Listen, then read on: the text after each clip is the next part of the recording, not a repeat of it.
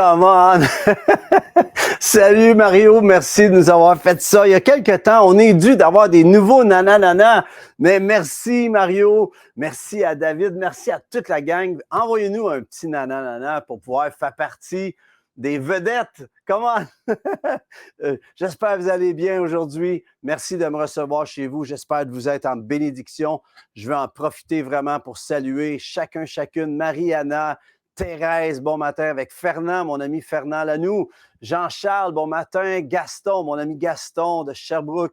Joanne, bon matin. Messager de vie, yes. Michel, bon matin. Nicole, Francis, Kathleen, Nancy avec Donald et David. David, je veux un nanana de ta part renouvelé dans tes 12 ou 13 ans. Je ne sais plus à quel âge t'es rendu. Amen. Lucienne, Jacques, Anna. Bonjour Anna du GU avec Joël. Je vous aime les amis. Soyez bénis. Ali, Sylvita, Sylvie, bon matin. Écoutez les amis, on déclare le ciel ouvert. Combien se mettent d'accord? Qu'est-ce que vous diriez de déclarer le ciel ouvert en ce moment sur votre maison, sur votre appartement, là où vous êtes? Peut-être vous êtes en ligne, en différé. Déclarez le ciel ouvert, le follow spot de Dieu qui s'allume sur votre vie en ce moment. Dans le nom de Jésus, on déclare la vie, on déclare la bénédiction, on déclare des forces nouvelles, que vous soyez restaurés dans votre âme, dans votre corps, peut-être même ressuscité dans des dimensions de votre vie. J'espère de vous être un encouragement aujourd'hui. Alors, sans plus tarder, juste peut-être faire quelques petits... J'ai des échos encore de l'heure est à la prière qu'on a fait du 17 au 31. J'ai Mme Kathleen qui m'a appelé pour me dire qu'on avait prié pour sa sœur au Nouveau-Brunswick qui avait un problème avec les organes internes, là, féminins et tout. Je pense que c'était l'utérus, je ne sais pas trop. Puis il y avait un cancer qui s'était formé là-dedans. Et ils l'ont opéré. Quand on a prié pour elle, il paraîtrait que j'avais déclaré que ça sortirait de elle, le cancer sortirait d'elle. Et le lendemain ou 2 jours après, sa sœur l'a appelé pour lui dire qu'une masse verte était sortie de elle. Et wow! Puis j'aimerais vous dire que là, elle s'est fait opérer et ils n'ont trouvé aucun cancer. Il y avait un truc avec les organes, mais il n'y avait aucun cancer restant qui était là. C'était parti. Alors, gloire à Dieu. Dieu répond. Dieu guérit à distance. Il n'y a rien qui est trop difficile pour lui. Et sans plus tarder, j'aimerais vous demander, on va prier, on veut remercier le Seigneur. Toute la gloire lui revient en passant. C'est qu'as-tu que tu n'aies reçu? Nous ne fonctionnons que dans l'onction qui a été déléguée, dans ce qui nous a été déposé. Et c'est de ça qu'on va parler dans quelques instants. Mais j'aimerais qu'on prie. J'ai un ami, mon ami Marc Tardif, qui est mon imprimeur, qui est rentré à l'hôpital. Il est sorti hier, mais mal en point, avec des problèmes de santé. Une grosse grippe qui a dégénéré à plusieurs niveaux. Il y avait des nodules, il semblerait, dans les poumons. On a prié et ils ont vu des nodules et ils ont refait des rayons X et les nodules étaient presque tous disparus. Alors, on a prié. On ne prie jamais dans le beurre, les amis. Dieu est bon, Dieu guérit. C'est facile pour Dieu de guérir. C'est à nous de saisir cela, OK? Mais je voudrais vous demander de vous accorder avec moi pour mon ami Marc.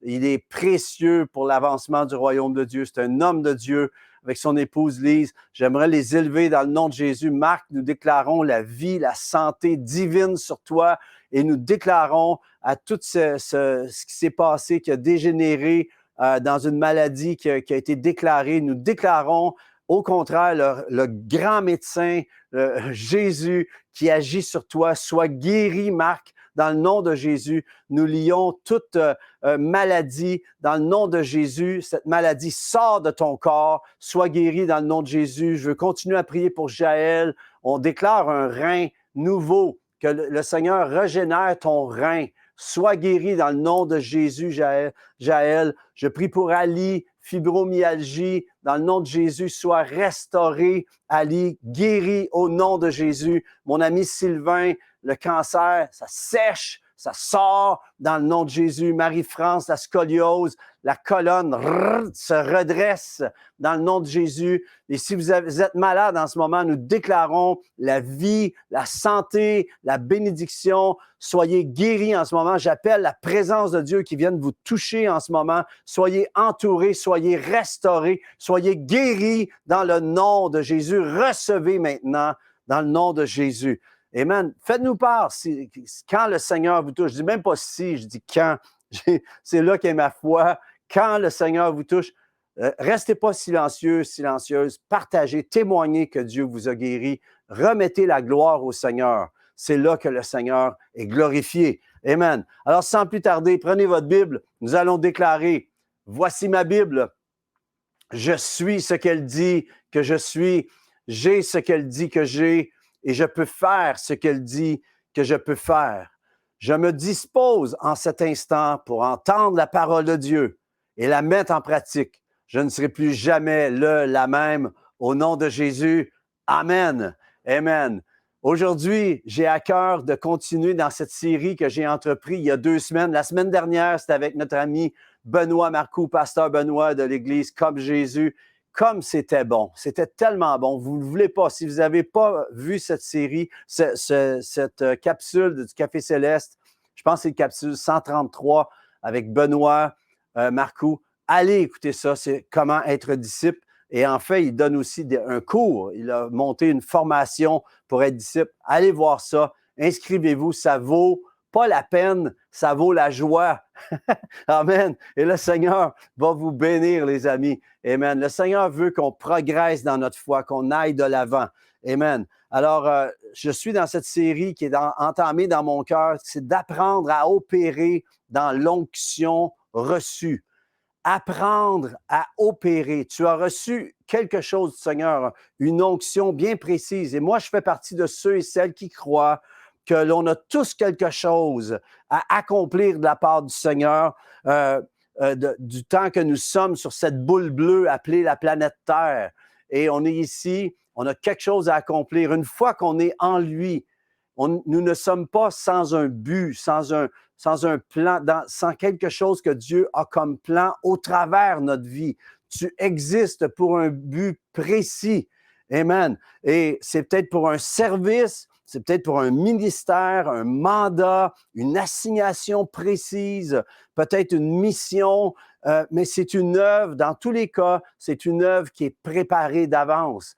Et le Seigneur a préparé des choses avant même la fondation du monde. Tu étais dans la pensée de Dieu et il y avait quelque chose pour faire au travers ta vie. Tu n'es pas là par hasard. Le Seigneur a un plan précis pour ta vie. Et c'est quelque chose qui vient du cœur même de Dieu, préparé pour ceux et celles qui l'aiment et le suivent. Si tu aimes le Seigneur a préparé quelque chose. Et c'est un service, je répète, un service, un ministère, un mandat, une assignation, une mission. C'est une œuvre préparée d'avance, quelque chose qui pèse sur toi. Tu vois quelque chose se passer. C'est comme lorsque Moïse a vu le peuple égyptien qui pesait sur les Hébreux. Ça l'a pesé sur son cœur. Il a mal agi, mais il voulait démontrer quelque chose, voyez-vous. Et à cause de cela, le Seigneur l'a rappelé plus tard. Mais tout ce que tu vois en ce moment, comment on peut définir qu'on rentre dans la vision céleste? C'est alors qu'on veut réagir à quelque chose qui se passe dans le terrestre. C'est pour amener une solution. Si ta vision est juste pour te bénir, toi étant t'engraisser, t'amener à être, tu sais, bénis-moi Seigneur, j'aimerais dire que c'est une vision personnelle. La vision de Dieu vise tout le temps à amener une solution qui provient de l'invisible dans le but habituellement de régler une situation terrestre. Et c'est souvent à partir de ce qu'on voit dans le terrestre que là, on va amorcer le céleste, tu vois? Parce que ce que l'on voit, eh bien, le Seigneur nous fait réagir d'une façon. Je dis souvent, si tu vois une situation et que tu pleures, c'est que tu es amené à guérir. Si tu vois une situation et que ça te met en colère, c'est que tu es amené à corriger. Et c'est tous des indices de comment tu vas opérer dans ton appel, dans ce que tu es appelé à accomplir. Et ce qui a été déposé dans ton cœur provient du monde de l'esprit, mais ce doit être opéré aussi par l'esprit, dans l'esprit. Et c'est exactement ce de quoi je veux vous parler aujourd'hui, vous encourager. J'espère de vous être un encouragement. Ce qui va faire que ce qui a été déposé dans ton cœur va atteindre le but. Parce que souvent, on est là, on enclenche quelque chose de la part du Seigneur et nous n'atteignons pas les buts qui sont désirés. Avez-vous déjà vécu ça? Moi, je l'ai vécu à plusieurs reprises. Et des fois, c'est des sabotages, des fois, c'est des modes de pensée que je ne me suis pas assez bien préparé. Le Seigneur a plein de choses à nous apprendre. On doit constamment être dans le mode « je suis un rookie dans le nouveau » et non pas un professionnel dans le vieux, d'accepter ce que Dieu est en train de faire. Mais une chose certaine, les onctions, l'onction que tu as reçue, tu l'as reçue. C'est pas quelque chose que tu as inventé, c'est reçu du Seigneur et ceci repose en Jésus. C'est seulement en lui. L'Esprit, Jésus, à un moment donné, est rentré dans la synagogue et on lui a amené les textes d'Ésaïe et il a pris le livre, il est allé à Ésaïe 61, il a dit « L'Esprit du Seigneur est sur moi parce qu'il m'a oint pour annoncer une bonne nouvelle aux pauvres. Il m'a envoyé pour guérir ceux qui ont le cœur brisé, pour proclamer aux captifs la délivrance, aux aveugles le recouvrement de la vue, pour envoyer libres les opprimés, pour publier une année de grâce du Seigneur. » Ça aurait pu terminer là, mais c'est écrit ensuite, il roula le livre, le remit au serviteur et s'assit.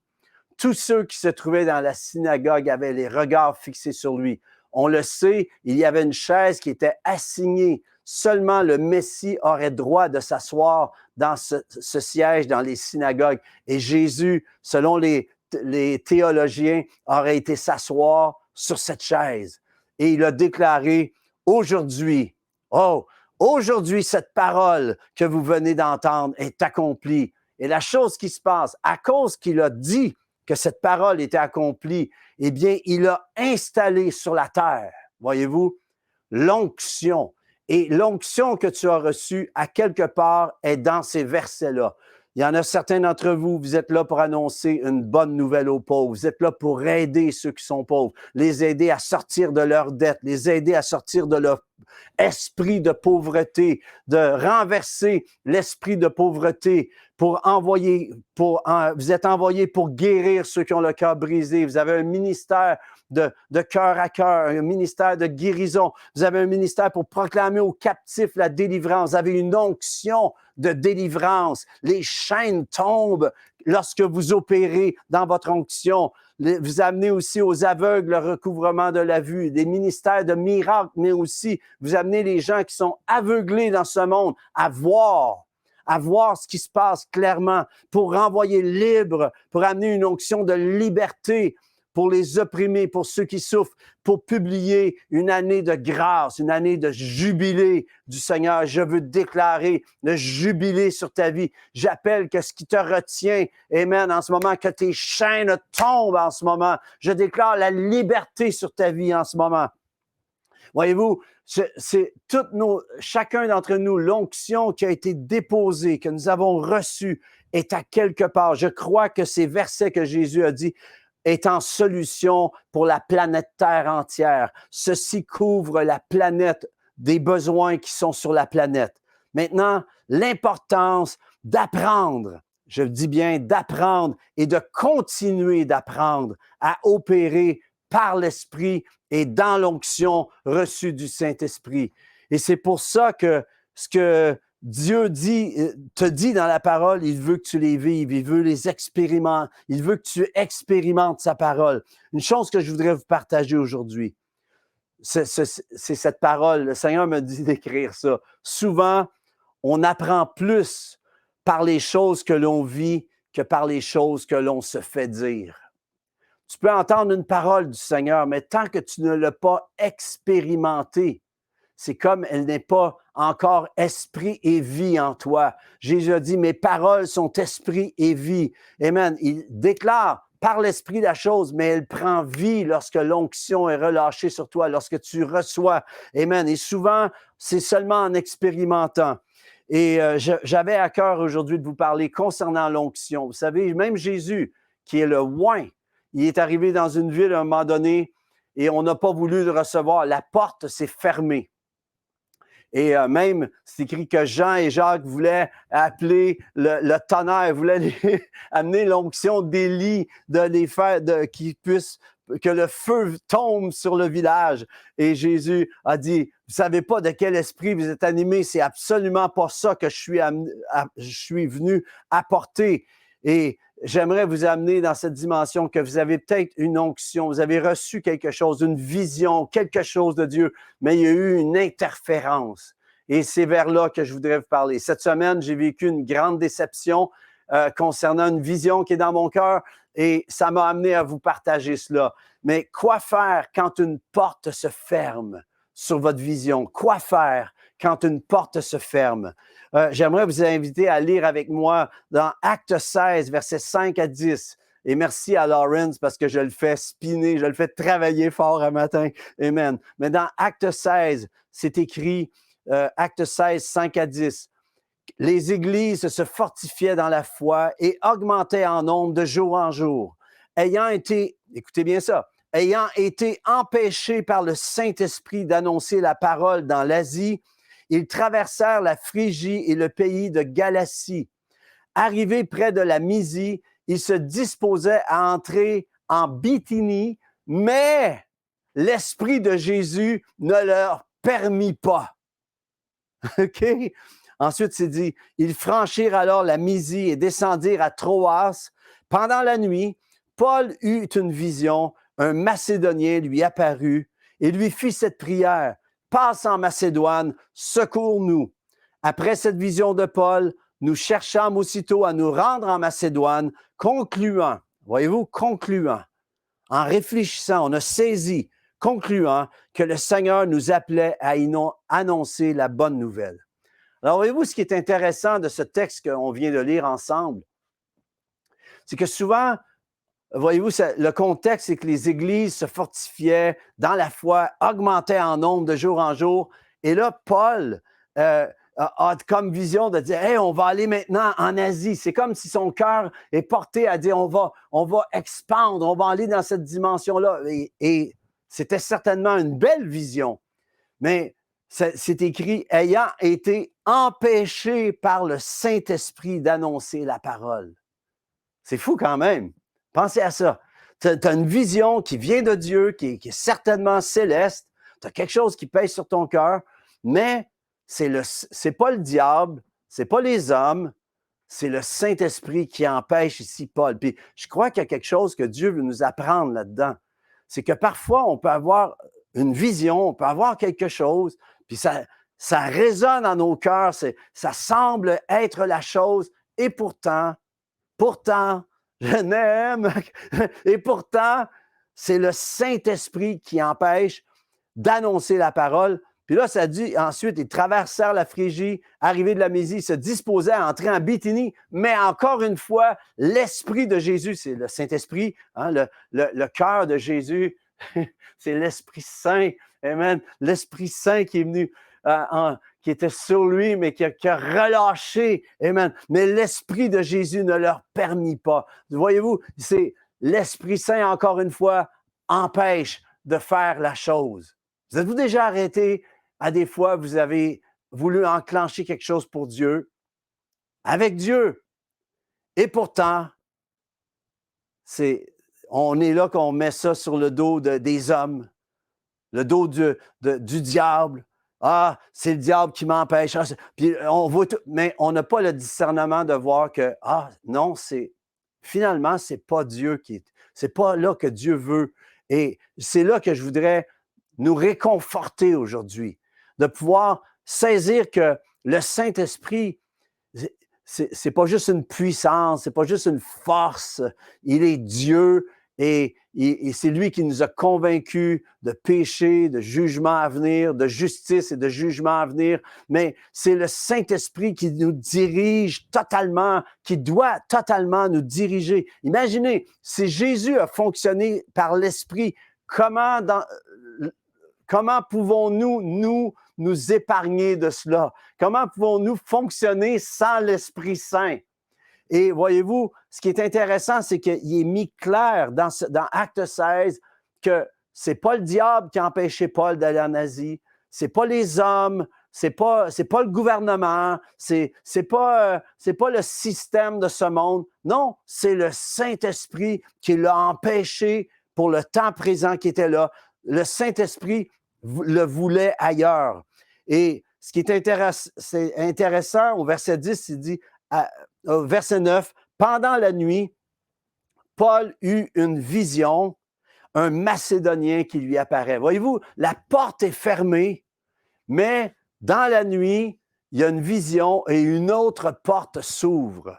Alors, souvent, ce qui va se passer, c'est que oui, une porte va se fermer, on peut peut-être pas l'interpréter comme étant Dieu qui ferme la porte, mais eux, c'était clair à ce moment-là, ils ont saisi par deux fois, c'est leur but, leur motif, c'était pas de s'enrichir en allant prêcher, c'était pas leur but était de faire avancer le royaume de Dieu. Et pourtant, c'est l'Esprit Saint qui a dit non, ce n'est pas le temps. Ça dit, ayant été empêché, le mot est fort, empêché par le Saint-Esprit, excusez, d'annoncer la parole de Dieu.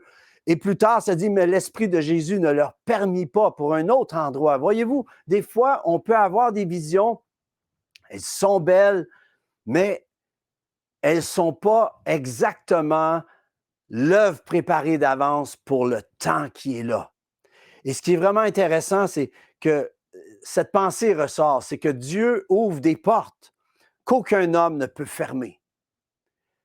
Et ferme aussi des portes qu'aucun homme ne peut ouvrir. C'est important de considérer que c'est Dieu qui est Dieu, c'est Dieu qui a un plan précis, un plan parfait. Et c'est à nous de s'ajuster, à comprendre comment fonctionne notre onction. Et certainement que Paul avait des belles intentions à ce moment-là, mais peut-être que, je ne sais pas, je n'ai pas été voir plus loin, je n'ai pas eu le temps de la pensée m'est venue cette nuit en passant. Alors, je m'en viens avec ça, je me suis levé avec ça, mais j'aimerais juste vous dire, c'est que souvent, je n'ai pas eu le temps d'aller voir tout le parcours de Paul dans cela et qui est allé plus tard en Asie, parce que plus tard, il y a un des apôtres est allé en Asie, voyez-vous. La chose qui se passe, c'est que c'était pas Paul à ce moment-là. C'était qui? C'était pas Paul. Mais la chose qui se passe, quoi apprendre dans ça quand une porte se ferme? Est-ce que ça vous est déjà arrivé de vouloir faire quelque chose? Ça semble de Dieu. Tout le monde raisonne. Ça semble bon. Quoi faire donc quand une porte se ferme? Merci, Lauren. C'était tellement hot. Parce qu'il est question ici d'apprendre à opérer dans l'onction reçue. Et ce que je trouve intéressant dans les actes, c'est que ça nous a été laissé pour le fonctionnement de l'Église, on appelle l'Église des débuts, l'Église primitive, qu'on regarde pour pouvoir être comme elle, pour pouvoir fonctionner dans l'esprit. Mais voyez-vous, c'était pas des erreurs qu'ils ont fait, c'était pas une erreur, c'était juste qu'ils croyaient que c'était le plan de Dieu. Et des fois, on croit que c'est le plan de Dieu, on croit que Dieu veut faire la chose, et pourtant, Dieu a quelque chose de meilleur d'une autre façon. Il a une raison. Et quoi donc apprendre? Parce qu'il est question d'apprendre à opérer dans l'onction que tu as reçue, dans l'onction qui a été déposée en toi. La première chose à apprendre, c'est que Dieu a un plan. Et ses voies sont au-dessus de nos voies. Non, pas tout de suite pour cela. Dieu a un plan. Ses voies sont au-dessus de nos voies. C'est bien écrit. OK, Dieu sait ce qui est devant nous. Dieu sait ce qui s'en vient en avant. Et non, Dieu sait parfaitement ce qui est devant toi. Il sait exactement ce qui t'attend si tu t'en vas dans tel endroit, dans telle dimension, telle approche. Et Dieu n'est pas un gaspilleur de récolte. Dieu n'est pas un gaspilleur de moisson. Il sait ce que la semence que tu portes, ce que tu portes en dedans de toi, il sait si cette semence est bonne pour le territoire où tu veux aller la semer et qui doit tomber dans un terrain précis, dans un timing précis, afin qu'elle produise ce qu'elle est appelée à produire, peut-être pour des décennies et même des siècles à venir. Croyez-vous que je sais que Paul avait reçu que son mandat était extraordinaire avec ses parchemins et tout ce qu'il écrivait. Est-ce qu'il pouvait s'imaginer que ça irait aussi loin que jusqu'à nous? J'ai aucune idée s'il avait cette notion. Je crois qu'il l'avait. Mais la chose qui se passe, j'aimerais vous dire, est-ce que vous êtes conscient que qu'est-ce que vous portez en dedans de vous? La semence de l'Évangile qui est en vous, la semence du royaume de Dieu qui est en vous, Dieu ne veut pas la gaspiller. Alors, parfois, une porte va se fermer pour le temps dans lequel vous êtes en ce moment, parce que peut-être vous êtes avant-gardiste dans ce que vous avez reçu. Je me souviens, dans le temps, en 93, je voulais faire mon album de Noël. Et j'avais une vision de faire un album de Noël et je voyais ça d'une façon. Et pourtant, il est sorti 12 ans plus tard, en 2005. Mais du temps où ce que je voyais en 93 et en 2005, il y a eu un parcours intérieur qui s'est fait où mes chants ont été transfigurés, où les chants de Noël que j'ai faits ont eu une approche qui a fait que ça passe dans les postes satellites non chrétiens de Noël, voyez-vous. Ce qui se passe, c'est que souvent, on voit les choses d'une façon, mais que Dieu, lui, il sait, il veut nous amener à voir peut-être à sa façon pour un temps précis. J'aimerais vous encourager. Vous, peut-être que vous avez eu des visions, des mandats, quelque chose que vous vouliez faire, vous avez eu une interférence. Vous avez peut-être dit, c'est le diable, c'est les hommes, c'est ici. Mais au bout de la ligne, est-ce que vous êtes capable de voir Dieu souverain?